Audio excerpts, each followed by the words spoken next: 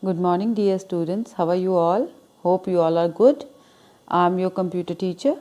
As we started our first chapter, computer system, so today we are going to start the second part of this chapter, and that is how computer works. Clear, students? So watch this video carefully and understand the topic. So let's start today's topic, how computer works. So computer works in 4 steps: input, processing, output, storage. So what is input first of all?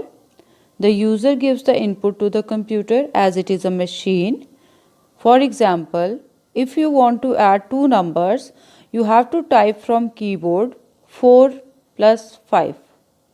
So what is keyboard? That's why keyboard is called an input device. Other example, if you want to play a song, you have to give command to the computer, you have to press the play button, then only computer will play a song for you. Other example, if you want to download anything, you have to click on download button, unless the computer will not work for you. So you are the user, you have to give input, you have to give command, you have to give task to the computer to perform other tasks. So after getting the input from the user, the second step is processing. So what is processing? Processing is to convert input into output. Input it gets from the users and it converts into output. For example, as we give command to add two numbers 4 plus 5. So this is the task of the CPU, that to convert 4 plus 5 into 9. It is the task of the CPU.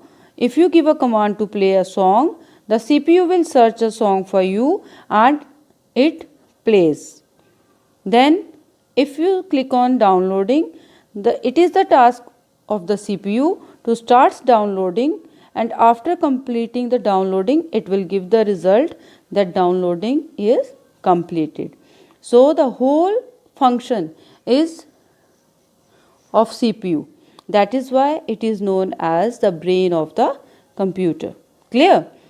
And after processing we will get the result, that is output, and we get result with the help of output devices like you have monitor and speakers. Like this 9 will display on the monitor. Your song you will hear with the help of speakers. So these both are output devices. Then after output you will store your information in the memory of your computer.